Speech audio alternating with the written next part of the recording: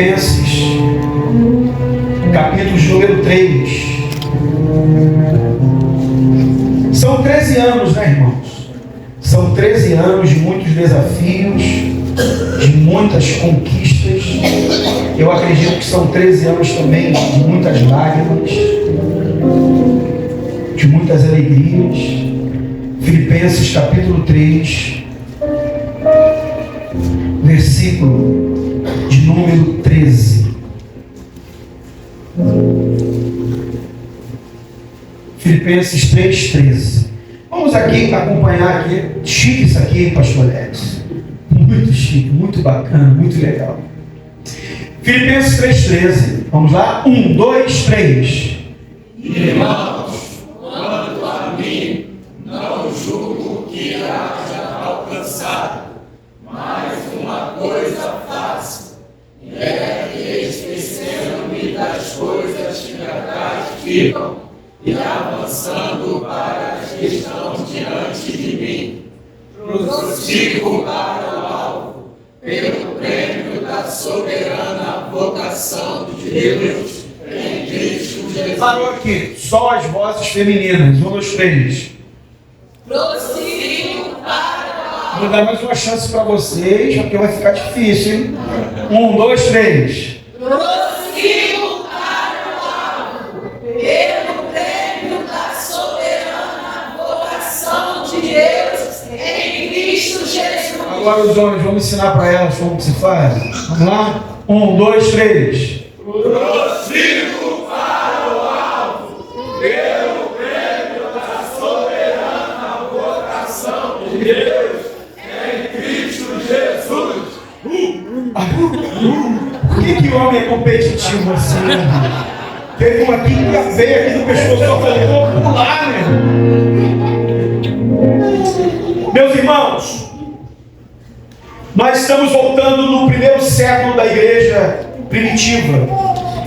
E quando nós paramos para analisar a epístola de Paulo à igreja de Filipos, aos irmãos filipenses, nós podemos extrair, depreender algumas lições.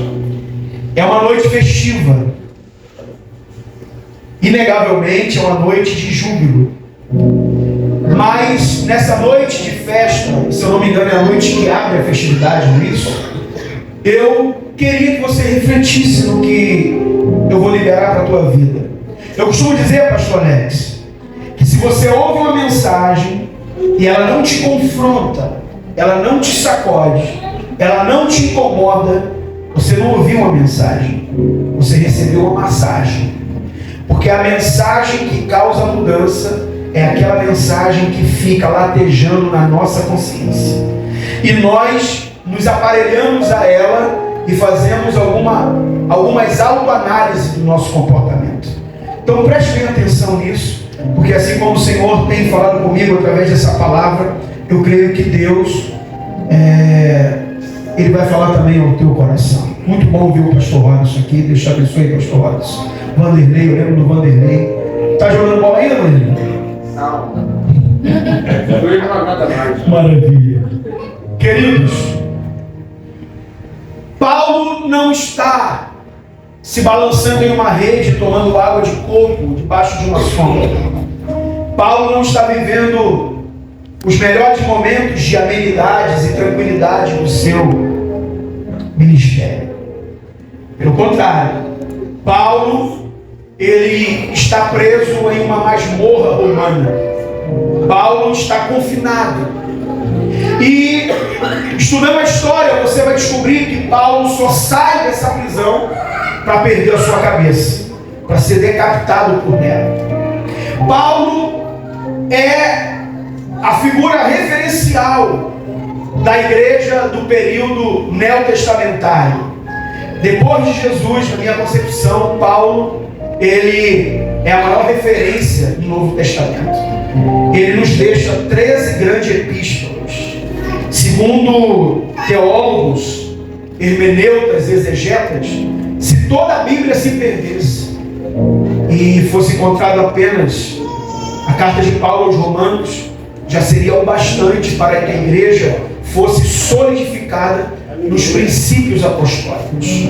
Então Paulo, ele é um instrumento que Deus usa para deixar um legado para a igreja do século 21, para a igreja odierna.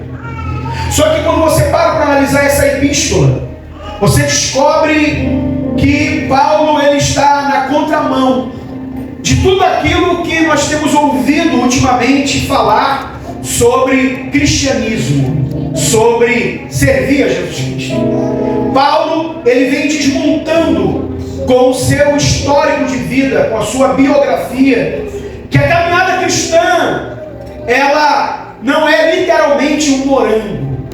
A caminhada cristã, ela é um desafio aos convictos da fé.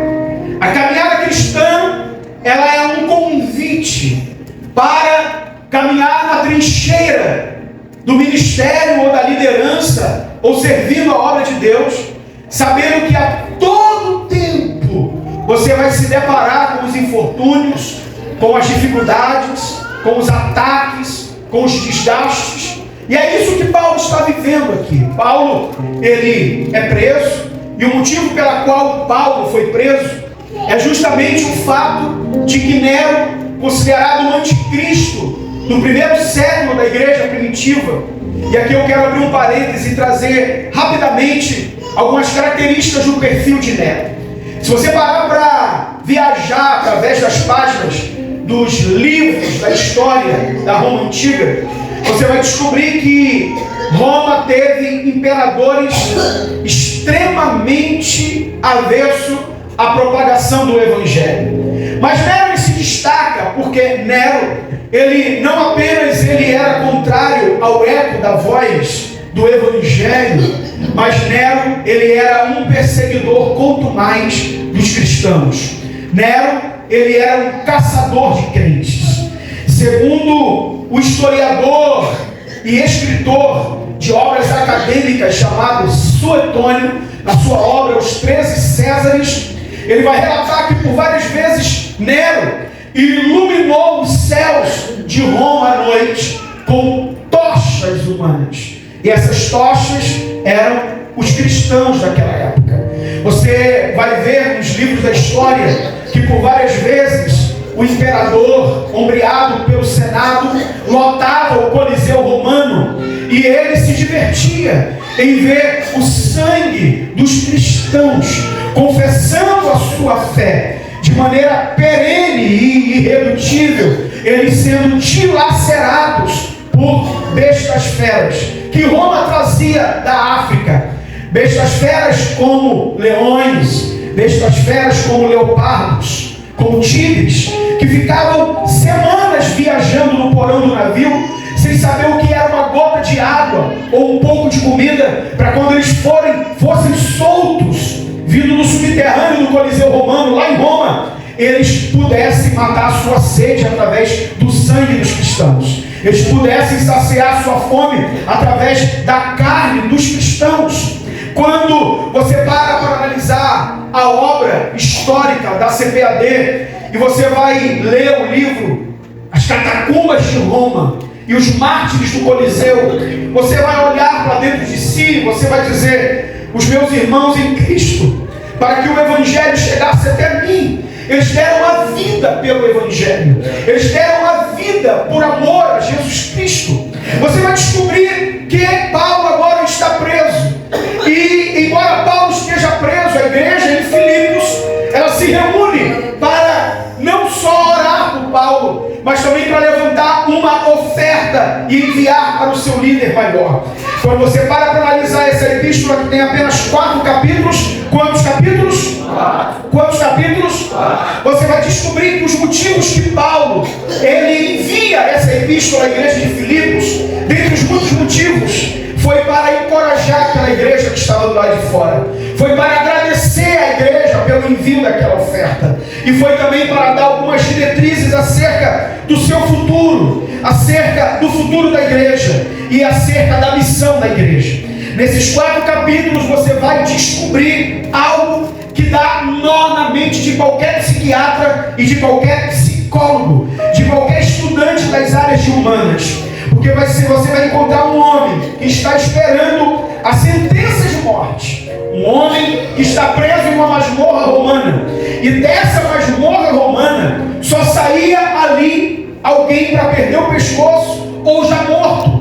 Porque a cadeia de Roma não era semelhante à cadeia que nós conhecemos hoje. Não era igual à cadeia que nós conhecemos da atualidade, que eram vários cubículos, divididos por paredes maciças de concreto, e o que divide o preso e o que está solto são grades com barras de ferro. Não, a prisão de Roma geralmente ela era construída em uma rocha, e essa rocha ficava no subterrâneo. Então, dia e noite, a água minava pelas paredes dessa prisão. Geralmente, os prisioneiros saíam dali, os cadáveres saíam dali, porque eles morriam aos poucos, por causa de insuficiência respiratória, porque os seus pulmões colapsavam, a umidade era tão grande, os fungos, os mofos eram tão intensos, que eles iam perdendo fôlego aos poucos. Quem já passou aqui por uma crise respiratória tem um pouco de noção do que eu estou dizendo. Essa é a realidade da prisão romana. Só que deixa eu dizer uma coisa para você aqui. Quando aquela igreja se reúne para enviar a oferta para Paulo em Roma, eles levantam aquele valor e eles agora escolhem uma pessoa para ir até Paulo em Roma. E quem é escolhido para ir até Paulo, saindo da cidade de Filipos até Roma, é um irmão que era um dos líderes da igreja, a saber, Epafrodito. Quando você tiver o próximo filho, está aí a sugestão do nomezinho dele, Epafrodito. Epafrodito agora sai de Filipos e ele vai para Roma, levando a sua oferta. Só que eu quero trazer você para um cenário um tanto quanto delicado. Como você imagina ou como você iria, em uma missão, ver o teu líder preso, esperando a sentença do inimigo do evangelho que era Nero? Como que você sairia de casa com a missão de levar a oferta para ele e de se deparar com ele? Eu, particularmente, no momento em que eu tinha sido escolhido, que eu fui escolhido, eu já começava a pedir a Deus uma palavra de conforto, dizendo: Deus, usa os meus lábios para dar uma injeção de ânimo para Paulo. Senhor, eu quero ser usado por Ti. Quando eu olhar ele do outro lado daquela grade, eu quero liberar uma palavra para que ele venha se sentir confortado. Eu quero deixar lá uma palavra de conforto para Paulo. Eu e você, nós pensaríamos assim. Só que quando você lê essa epístola, você vai descobrir uma coisa muito interessante. É que as palavras alegria, alegrei-me, alegre-se e alegrai-vos aparecem 25 vezes no contexto literário do antigo grego. Ou seja, apenas 4 capítulos. Um homem que poderia ter rasgado seu cartão de membro, poderia ter devolvido o cargo, poderia ter se divorciado do evangelho, poderia estar questionando Deus, poderia estar esmurrando o ar. Ele está estimulando a igreja a se alegrar. E uma coisa que me chama muita atenção é que não é Epafrodito que conforta Paulo, é Paulo que conforta Epafrodito. Não é Epafrodito que dá o ombro para Paulo, é Paulo que dá o ombro para Epafrodito. Sabe por quê? Porque Paulo humanamente está vivendo o pior momento da sua vida, mas a nível de experiência com Deus, Paulo está vivendo o ápice, o supra-sumo da sua caminhada espiritual. E aqui eu quero abrir o primeiro parêntese desta mensagem. Escute isso que eu vou dizer para você.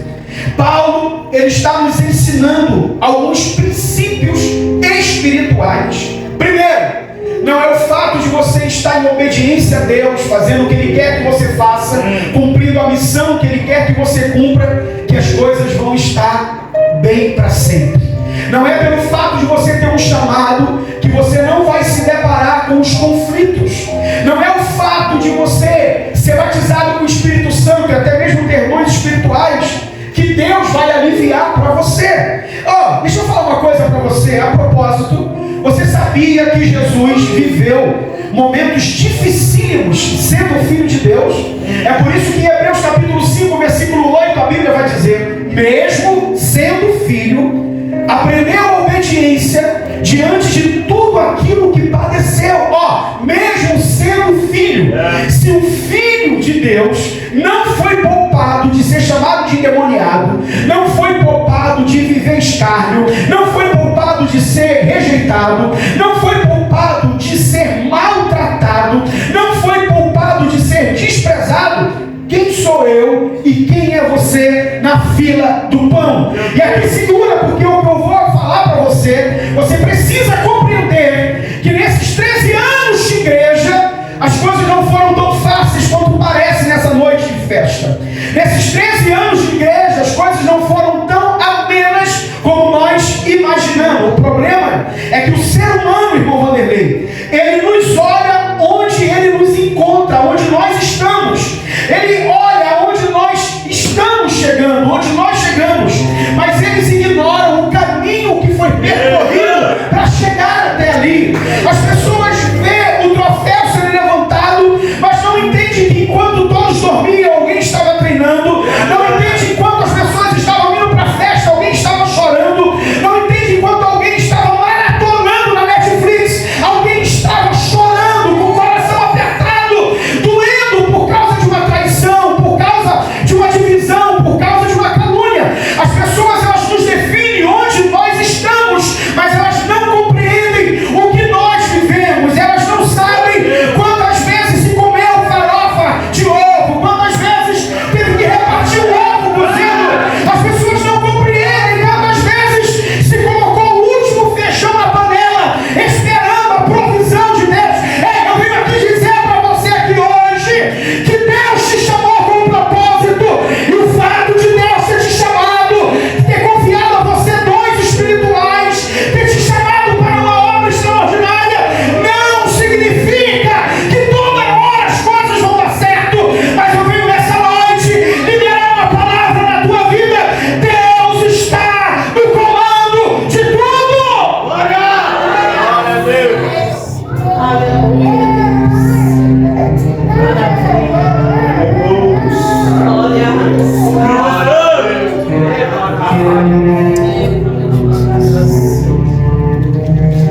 O evangelho que Jesus nos deixou e a história dos apóstolos não é o evangelho que muitas pessoas estão querendo viver, porque foram ludibriadas, enganadas por um evangelho triunfalista e glamuroso. Não é o evangelho que Jesus nos deixou, o evangelho que os apóstolos instalaram as bases da igreja primitiva. É o evangelho de superação. Glória. Deu para entender isso? Diga comigo: superação. Superação. Diga superação. Superação. Irmãos, eu não sei se você vai concordar comigo, mas se existe uma coisa que vem para crente sem miséria, bicho, é luta. Pense numa parada que vem para crente sem miséria. Alguém aqui na praia já levou um caixote? É tipo assim, tu tá saindo de um caixote, aí você toma fôlego, aí vem outro. Aí aquela onda já levou tua dignidade, tua moral. Tu levanta e fala: onde estou, quem sou eu, para onde eu vou, o que eu estou fazendo aqui? Aí vem uma onda. Lá na igreja, passou um surfista lá um tempo congregando, e aí ele falou sobre esse negócio de surfar. Ele falou: pastor, ele é tipo surfistão. Aí o pastor: tem que ver a onda. Ele falou: parece que é a mãe das ondinhas. O nome dela é arrebentação. E quando ela vem, o nome dela é arrebentação mesmo. Ela te leva para o lado, a perna fica no lugar da orelha, a mão direita vai para o lugar da mão esquerda, tu sai de lá todo torto. Parece que ela te coloca num tubo e bota no liquidificador e tu sai de lá todo triturado. É assim a nossa vida espiritual. Eu não sei você, mas já teve momentos na vida, pastor Alex, missionária Érica, irmãos, que a luta quando vem, não dá nem tempo de orar, só de falar: ai, meu Deus. Quando eu pensei que estava entrando tudo no eixo, e vem sucessão. Escute isso. Paulo, ele está nos ensinando um princípio espiritual. Diga comigo: o mundo espiritual se move por princípios. Irmãos, um deles, guarde isso para você, crente, meio barro, meio tijolo, que uma hora está na igreja e a mãe já está desanimadinho, que uma hora está aqui cheio de fôlego, cheio de vida, dizendo: pastor, inclusive essa frase eu já olho com desconfiança, tamo junto. Existe um princípio que nós precisamos aderir de Paulo nas lutas. Primeiro, olha o que Paulo está dizendo: esquecendo-me das coisas que para trás ficam.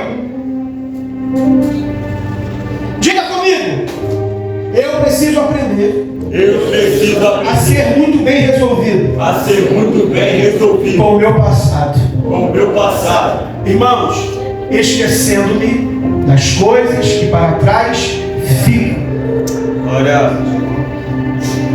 Satanás, quando vê alguém com um potencial, um chamado de Deus, sabe o que ele faz? Ele coloca essa pessoa acorrentada ao seu passado de dor. E é por isso que tem muita gente que não se permite viver um novo relacionamento, porque viveu a prisão, a dor e a amargura de relacionamentos atrás. É por isso que tem pessoa que não quer mais investir no empreendedorismo, porque teve que fechar o MEI, faliu o CNPJ, a empresa não deu certo. Tem pessoas que não querem mais se envolver na obra, porque se frustrou. Ele diz que foi muito ferido da igreja que ele saiu. Ele diz que se decepcionou muito. Escuta o que eu vou dizer para você aqui. Guarde isso. O para-brisa é muito maior do que o seu retrovisor. Você sabe o que significa a palavra vida? É só tirar o V da frente. Significa ida. Você precisa compreender que você tem que seguir em frente. Então, se você puder, levante a sua mão direita nessa noite e diga comigo assim: eu não vou me permitir ficar remoendo o passado, porque o meu passado foi um aprendizado. Aquilo que me fez sofrer, aquilo que me feriu, foi apenas uma preparação para me capacitar, para ajudar outras pessoas. Diga: eu estou fechando as janelas do meu passado, porque há portas no meu futuro que eu vou conquistar.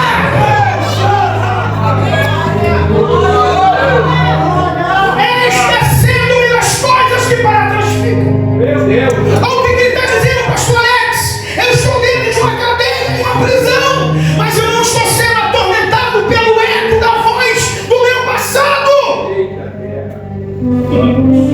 Se você puder, dá uma olhadinha para quem está do seu lado e diga: enquanto você ficar vivendo o teu passado, o teu presente vai ser incerto e o teu futuro não vai existir.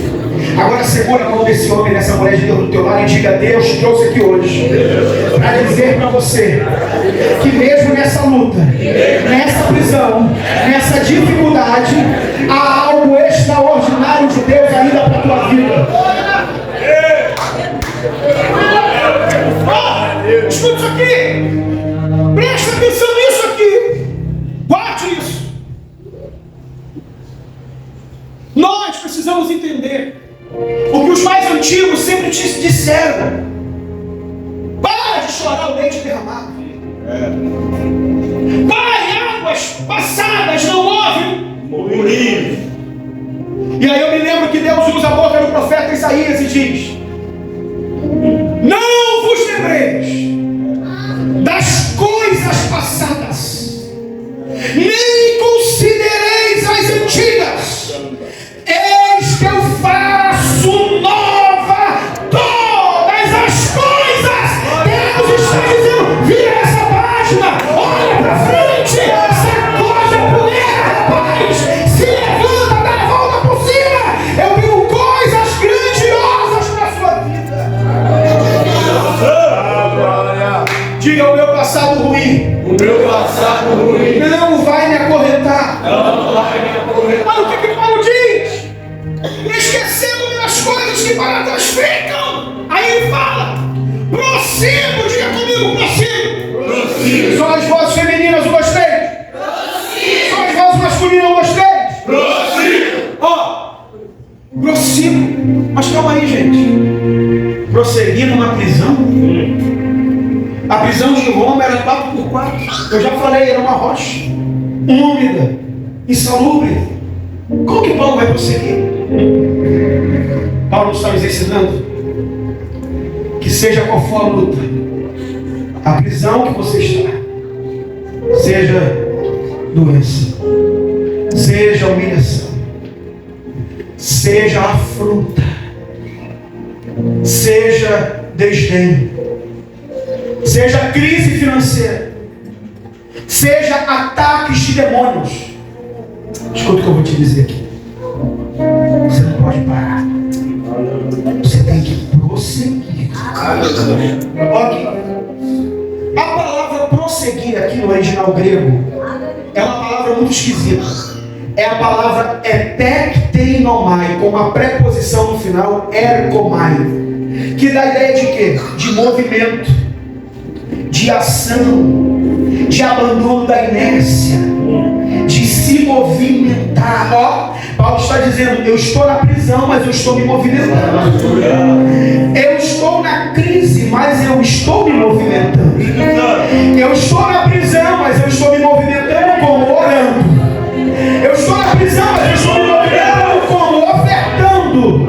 Eu estou na prisão, mas eu estou me movimentando como dizimando. Eu estou na prisão, mas eu estou me movimentando como evangelizando. Eu estou na prisão, mas eu estou me movimentando como assessorando a minha liderança, honrando o meu líder, sendo leal aos meus pastores. Eu estou na prisão, mas eu estou me movimentando como eu estou levantando de um lugar para lá. Eu estou me movimentando. Eu estou na prisão, mas eu estou me movimentando como jejuando. Eu estou na prisão, mas eu estou me movimentando como fazendo uma maratona de oração, de consagração. Eu estou me movimentando, sabe por quê? Porque eu posso estar preso na luta, mas o meu joelho continua se dobrando diante de Deus. A minha voz continua chegando ao trono do Senhor. O meu coração continua nas mãos de Deus. Deixa eu falar uma coisa para você. Sabe qual é o problema? É que nós estamos vivendo uma geração muito melindrosa, uma geração cheia de mimimi. Então escuta isso aqui que eu vou te dizer.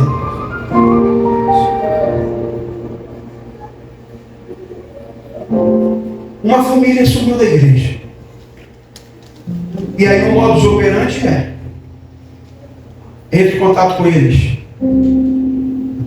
Não deu retorno, não voltaram no culto, faça uma visita. Não voltaram no culto, eu vou ligar e vou marcar para me encontrar com eles. Não apareceram no culto, várias tentativas. É uma decisão que eles tomaram. Entenda o que eu vou dizer para você. Cachorro você traz na coleira. Vaca, cavalo, equino, você traz no cabresto. Mas ovelha, ela é guiada pela voz do pastor. Por isso a Bíblia diz: as ovelhas conhecerão e ouvirão a voz do seu pastor. O tempo passou. Eu estou no centro lá de Santa Cruz da Serra, estou de óculos escuros. Você sabe que óculos escuros você olha, ninguém sabe para onde você está olhando. Não é assim? Quem está ligado nesse mistério? Eu estou aqui, ó, e eu vejo essa família vindo na calçada, e eles me veem, eles acham que eu não estou olhando para eles. Eles, ó, entrou na loja. Eu entrei na loja. Aí o pastor tem que ter sabedoria, né? Oh, meus irmãos, que bom ver vocês aqui. Estamos com tanta saudade de vocês. Vocês saíram da igreja, estão congregando em outro lugar, porque se for o caso, eu posso formalizar, dar carta para vocês, mas o que aconteceu? Aí o marido falou assim: nós estamos numa luta, pastor. Eu falei: é uma luta? Aí a mulher do lado concordou com ele: é, pastor, nós estamos numa luta. Os dois filhos do lado. Eu falei: aham, luta. Pastor, a gente está sem força de ir para a igreja, olha a luta. A gente até arruma roupa, prepara as crianças para ir, mas na hora do culto dá um desânimo. Falei, é uma luta. Tá bom. E aí? E aí, pastor? Só Jesus sabe. Porque crente sem vergonha é assim, né? Ou bota a culpa em Deus ou no diabo. Agora você está numa luta? É o comecinho. Se você for ao hospital universitário Clementino Fraga Filho, conhecido como Hospital do Fundão, e você for no 5º andar, que são os leitos de pessoas com HIV em estado terminal, você vai descobrir o que é luta. Você vai encontrar ali caveiras, pele e osso, com os olhos esbugalhados, esperando a morte chegar. Se você pegar uma condução e parar na rodoviária Novo Rio, você vai ver o que é problema. Atravesse a rua, você vai se deparar com o INCA, Instituto Nacional de Tratamento de Câncer. Ali não tem rico, nem pobre, nem branco, nem negro, nem famoso, nem anônimo. Todos estão ali em busca da cura do câncer. Se você achar pouco, você vai ver o que é luta. Dê um Google e procure onde há um leprosário mais próximo, conhecido como tratamento de hanseníase, lepra. Ali você vai ver pessoas sem a sua cartilagem no nariz, os dedos sendo carcomidos sem cartilagem, porque a lepra ela vem comendo toda a cartilagem do corpo. Você vai ver pessoas ali, semelhante àqueles filmes de terror de Hollywood, mortos-vivos. Se você achar que ainda não é o bastante, pegue um ônibus, salte na Cruz Vermelha e você vai lá no Hospital do Câncer Infantil e você vai ver crianças que não sabem nem o que é a vida, sem um fio de cabelo na cabeça, sendo destruída pelo câncer. Agora, se você achar, quando eu falei isso, ele falou, pastor, eu estou sem problema. Eu disse para ele que você precisa ter um posicionamento diante de Deus. Eu falei para ele, problema quem teve foram os nossos antepassados. Problema quem teve foram as famílias cristãs que viram as suas crianças sendo devoradas diante dos olhos pelos leões. Você vai ver que problema quem teve foram os apóstolos que morreram no fio da espada. Você vai ver que os cristãos antigamente sabiam que iriam morrer por causa do evangelho. Só que nós estamos vivendo uma geração que não sabe o que é luta, irmãos. Uma geração que quando lê o que Paulo escreveu em Filipenses, vai olhar para si e falar, cara, eu não estou vivendo luta. Eu não tenho motivo para sair da presença de Deus.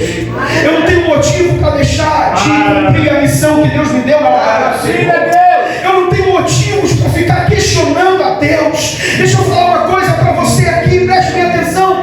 Paulo está dizendo, eu prossigo, ou seja, ele está dizendo, nada conseguiu me parar, nada conseguiu me fazer desistir, nada conseguiu fazer eu entregar o cargo, fazer eu entregar a missão. Nós estamos vivendo uma época, pastor Alex, que as pessoas estão devolvendo a missão para o líder, achando que foi o líder que deu a missão para elas. Não, querido, Deus confiou a missão a você.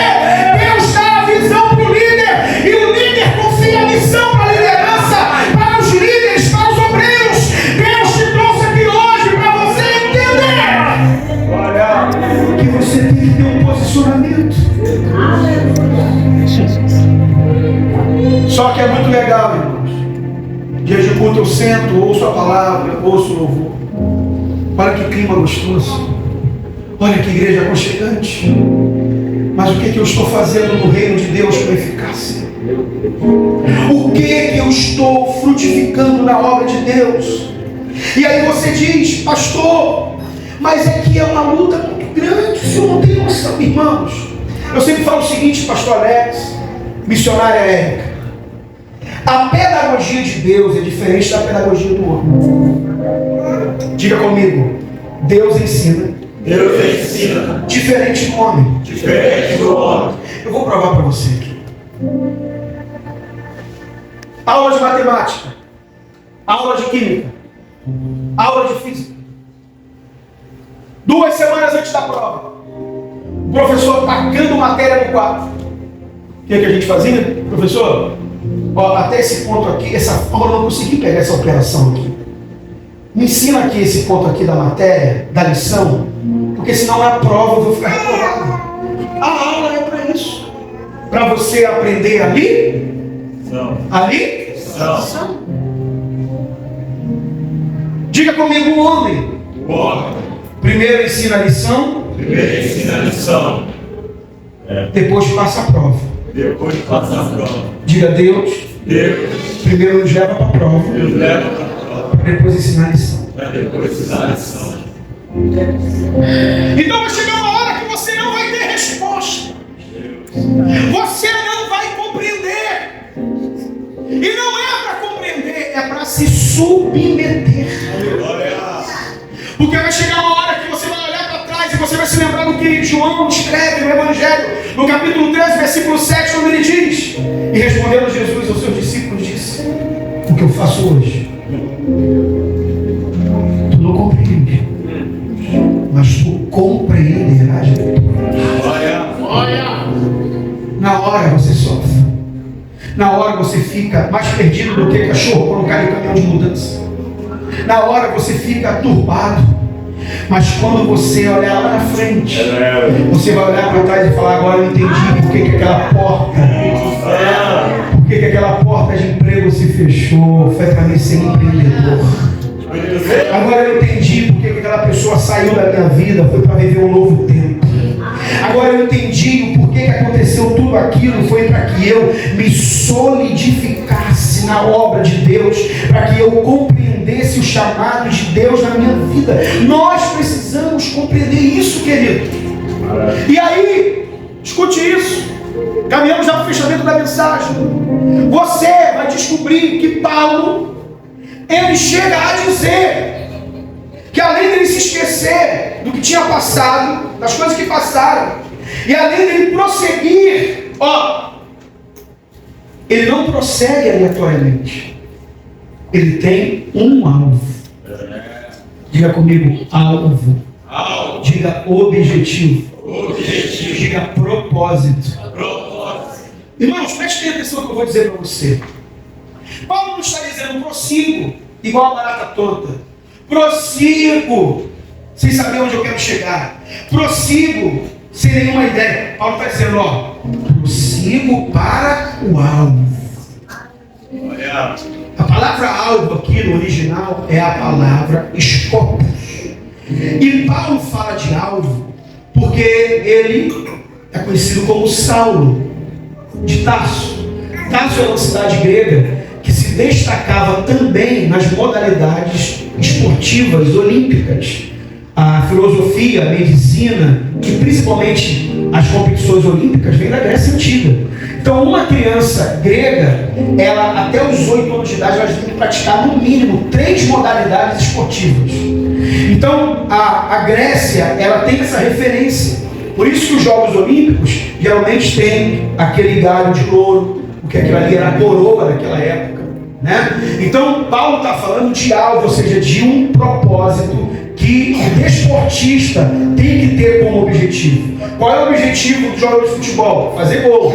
Qual é o objetivo de um pugilista, um boxeador? Derrubar o oponente. Qual é o alvo, o escopo daquele que tem um arco e flecha? Atingir um ponto demarcado. E o maratonista, ultrapassar a linha de chegada. Paulo está dizendo o seguinte, escute isso daqui.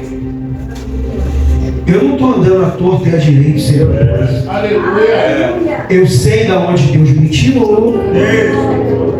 Eu sei quem eu era e quem eu me tornei. Eu sei de onde eu saí e eu sei aonde Deus vai fazer eu chegar. Agora você vai segurar o fôlego porque você vai dar um glória bem mais alto do que isso. Escute o que eu vou te dizer. Sabe o que Paulo está dizendo? Prossigo para o alvo.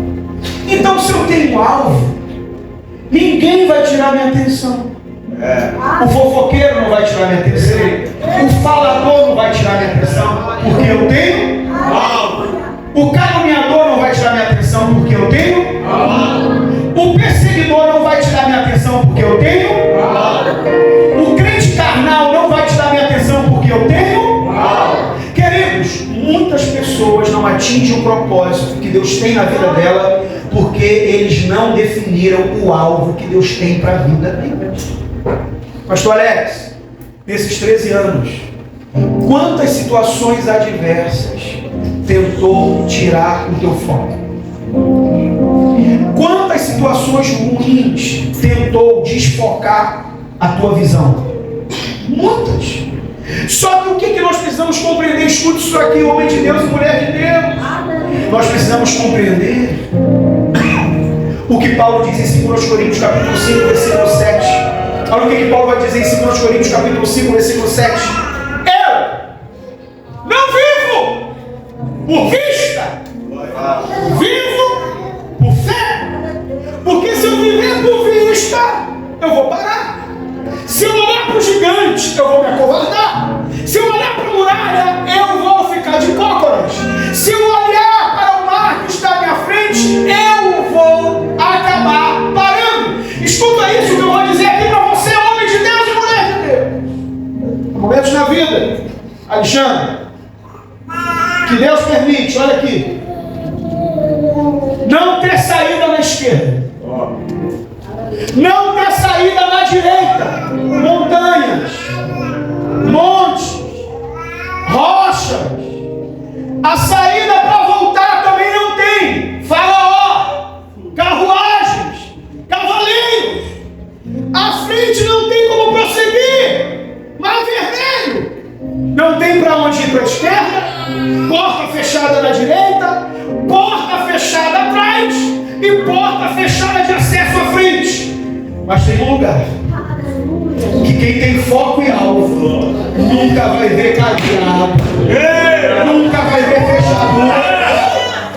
É por isso, Vanderlei, que o salmista diz no Salmo 121: eleva os meus olhos para os montes, de onde me virá o socorro?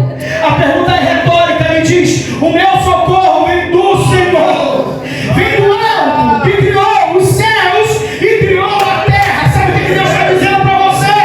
Quando a porta da esquerda se fecha, a direita está trancada, na frente não tem como ir, atrás não tem como voltar, é hora de você começar a mandar mensagem para o alto, é hora de você começar a buscar socorro do alto. Nós precisamos compreender isso. Glória! Só que nós estamos vivendo uma geração que, porque não deu certo, para. Porque ninguém bateu no ombro, desiste. Porque parou os elogios, cessou.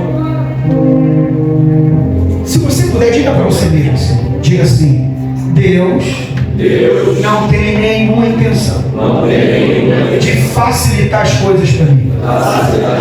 Diga: porque milagres não são naturais. Diga: o que é natural eu resolvo, eu faço, eu executo. Mas tem coisas que fica tão difícil, tão insustentável, que é só um milagre, é sobrenatural. Diga: quando as coisas exigem um milagre, Deus está me convidando a ter mais intimidade comigo. É isso que nós precisamos compreender. E eu quero fechar essa mensagem fazendo 3 observações. Se você puder, fique sobre os seus pés, por gentileza. Fique de pé. Primeira observação. Primeira observação.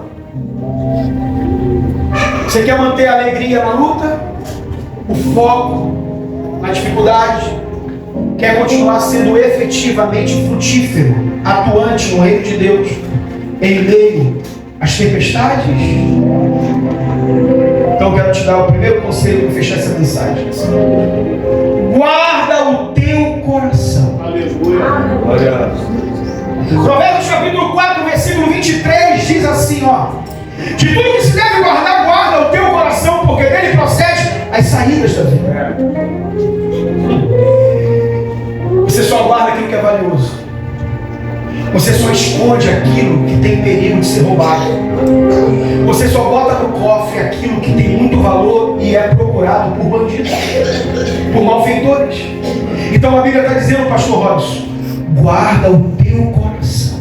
Aleluia. Porque se você guardar o teu coração, você não vai parar porque falaram alguma coisa de você. Se você guardar o teu coração, você não vai entregar o cargo porque fizeram alguma coisa que te entristeceu. Se você guardar o teu coração, você não vai parar de servir a Deus pelo que você viveu de decepções ou frustrações. Diga comigo, eu preciso aprender a guardar o meu coração. Eu preciso aprender a guardar o meu coração. Eu conheço muita gente que pregava bem, cantava bem, expulsava demônios, fazia peças e jograis muito bem. E muitos deles, irmãos, escute isso, Satanás conseguiu ferir o coração. Vira para quem está no seu lado e diga: Deus, nessa noite está dizendo para você, guarda as tuas emoções, guarda o teu coração, porque o ser humano decepciona. Diga, você também decepciona. Diga, nós precisamos aprender a lidar com a obra de Deus, não pela emoção, mas pela razão. Por isso que Paulo vai escrever em Romanos capítulo 12 dizendo: oferecendo um culto racional. O que é o culto racional? É quando eu não estou bem emocionalmente, mas eu vou oferecer um culto racional. É quando eu estou triste por alguma situação, mas eu continuo liderando racionalmente. É quando alguém está criando problema na minha liderança, na equipe, na igreja, no departamento, mas eu estou oferecendo um culto racional. Diga comigo, pessoas emocionais ao extremo param no meio do caminho. Diga, Deus está dizendo para todos nós: guarda o coração. Segundo conselho, Provérbios capítulo 24, versículo 10, diz assim: se te mostrares fraco no dia da angústia, tuas forças serão pequenas. Agora olha que coisa interessante aqui, Alexandre. O texto não diz se fores fraco. O texto diz se te mostrares fraco. Então o que o texto está dizendo é: você pode estar arruinado por dentro. Sabe por que não mostra? Sabe por quê? Guarda essa frase aí no bolso. O teu inimigo se fortalece da tua fraqueza, e o teu inimigo se enfraquece da tua força. Aleluia! Eu vou repetir: o inimigo se enfraquece da tua força e se fortalece da tua fraqueza. Olha, pastor Alex, eu descubro que nem todo mundo que pergunta se a gente está bem é porque está preocupado com a gente, quer saber da vida. E aí sabe o que eu aprendi? Irmãos, eu posso estar enfrentando a pior crise que for. Antes de sair de casa, eu dou uma olhada no espelho, me sai o sorriso. Jesus, não estou sendo hipócrita nem mentiroso não, mas chorar e abrir o coração só para ti e para amigo. Eu não posso abrir o coração. Diga comigo, quem decidiu mergulhar no profundo, entre tubarões, tem que aprender a não sangrar.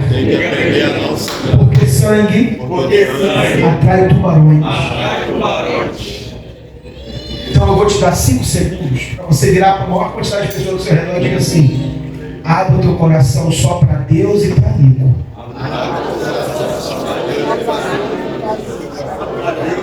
Desculpa o que eu vou dizer para você aqui, presta atenção nisso aqui, presta atenção, presta atenção, presta atenção nisso.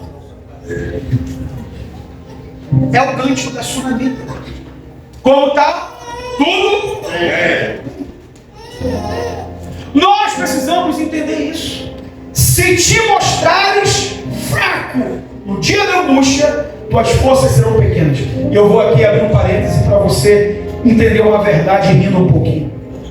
Alguém aqui já recebeu um convite de ir na casa de alguém e alguém fala assim: pode entrar. Aí você vê: que isso, cara, esse cachorro que tal? Não morde não, pode entrar. Na hora o diabo toma o cachorro. Não é coisa do cão isso. O cachorro bota os carinhos pra fora e fala: rapaz, como que esse cachorro não vai me morder, cara? O cachorro tá aqui com a legião de demônios aqui, irmão. Mas escuta o que eu vou dizer pra você aqui. Atenção. Escute. 2 erros que você não pode não pode cometer diante de um vira-lata. Quando ele vier, não corra. Ele vai arrancar um contra-filé de você. Segundo, não mostre desespero. Ele já sabe que ele está olhando de baixo para cima, que você é maior do que ele. Mas ele está rosnando e botando os dentes para fora, sabe para quê? Para mexer no teu emocional. Então, é aqui, ó. Parado. Por quê? Posicionamento. Posicionamento. Diga comigo, Satanás não respeita tempo de crente. Bíblia de estudo. A quantidade de hinos que você canta. Diga, Satanás fica embaraçado, fica desarticulado quando o crente está enfrentando luta, mas tem posicionamento.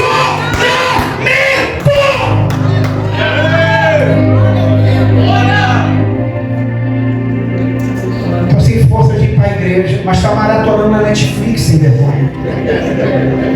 Eu não tenho ânimo de ir para o culto, mas está indo para o shopping, para o corredor esportivo. Porque eu estou meio desanimado. E aí, meu irmão? Quando o carro está assimilando no painel que está na reserva, tu faz o quê? Continua andando? Tu para no primeiro posto. Quando você está doente, o que você faz? Você vai jogar bola? Tu vai no médico. Quando você está com fome, você faz o quê? Você vai procurar comida. Por que quando você está fraco espiritualmente, você some da igreja? Vira para quem está ao seu lado e diga assim, é muita falta de posicionamento. Então, se te mostrares fraco no dia da angústia, tuas forças serão. Terceiro e último conselho. Guarde isso que eu vou dizer para você aqui. Você se lembra o nome do irmãozinho que foi lá visitar Paulo na prisão? Ó, você que falou? Quem falou? Você tem filho, irmão? Diz então aí um trigêmeos, aí você vai escolher. Se não quiser Afrodito, tem Onesíforo, tem tantos outros nomes. Quem foi que foi visitar Paulo? Diga comigo, aliança. Diga comigo, alianças verdadeiras. É quando está tudo ruim. Você não descobre quem é o Afrodito da tua vida quando você tiver com aquela peça de contra-filé, com aqueles 2 dedos de gordura na grelha da churrasqueira. Você não descobre quem é Epafrodito quando a Coca-Cola está geladinha saindo do freezer. Você não conhece quem é Epafrodito quando você diz, vamos ali lanchar comigo, eu pago o teu lanche.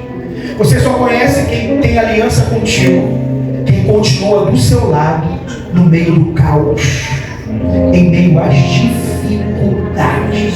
Está dando para entender isso? Por quê? Porque é para você passar pela prisão da vida, pelas lutas da vida, pelas intempéries, pelos desertos. Você não pode estar isolado. Você tem que estar caminhando em aliança.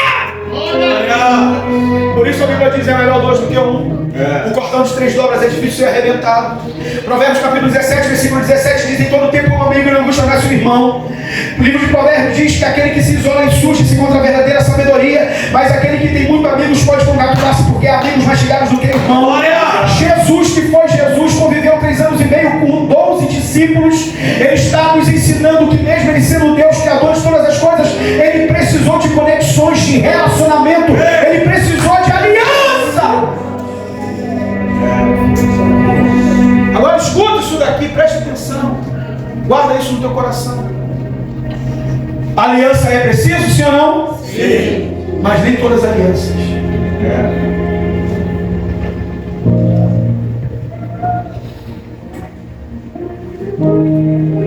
Que tal a partir de hoje você dar uma faxina na agenda do teu WhatsApp? Que tal você começar a bloquear algumas pessoas nas redes sociais? Que tal você agora ser sincero para algumas pessoas que só chegam perto de você para falar mal da igreja, para falar mal dos outros, para falar mal da pregação do mundo? Que tal você começar a se desvincular de algumas alianças que não soma nada na tua vida. Aliás, algumas delas só te vê como escape, só te procura quando precisa. Guarde isso. Você já viu alguém pegar o step e passar o pretinho? Ele está brilhando. Tem step que é tão esquecido que quando o cara vai usar ele está vazio. Vai ter que ser calibrado. Diga comigo, só se lembra do step. Só se lembra do step. Quando está no meio do problema. Quando está no meio do problema. Vira para o teu irmão e diga assim: tem relacionamentos que só está te usando, Só só está te atrasando, só está perturbando o teu projeto. Agora olha aqui para mim. Provérbios capítulo 13, versículo 20 diz assim: anda com o sábio, e sábio tornar-se-á, mas o companheiro do tolo será afligido. Eu fecho essa mensagem falando sobre aliança, porque para você chegar no desígnio que Deus tem para a tua vida, você tem que ser criterioso com relacionamentos. Diga comigo, relacionamentos são semelhantes. Botão de elevador. Ou te leva para cima, ou te leva para o fundo do poço. Não há campo neutro em relacionamento. Anda com um murmurador, tu vai ser um murmuradorzinho dessa praga. Anda com um rebelde, submisso, desleal, falso, hipócrita, que bate no ombro do pastor, fala que é um pastor, mas fica falando mal do pastor pelas costas. Tu vai ser um demônio igual esse indivíduo. Começa a andar com gente atrasada para o culto, tu vai começar a chegar atrasado. Olha aí. Começa a andar com pessoas descomprometidas com as demandas da obra do reino, você vai ser descomprometido. Começa a andar com pessoas que para tudo ele tem uma crítica. Vira para o teu irmão e diga assim: tem muita gente que só abre a boca para falar mal e criticar. Irmãos, Paulo chama esse tipo de gente, sabe de quê? Maldizente. E sabe o que Paulo diz? Com esses tais, nem sequer sentais para comer. Não sente na mesa de maldizente. Eu fecho essa mensagem dizendo o seguinte: se você guardar o teu coração, se você tiver o teu posicionamento diante de Deus, e se você tiver as alianças certas, você vai atingir o teu alvo. Você vai atingir o teu propósito.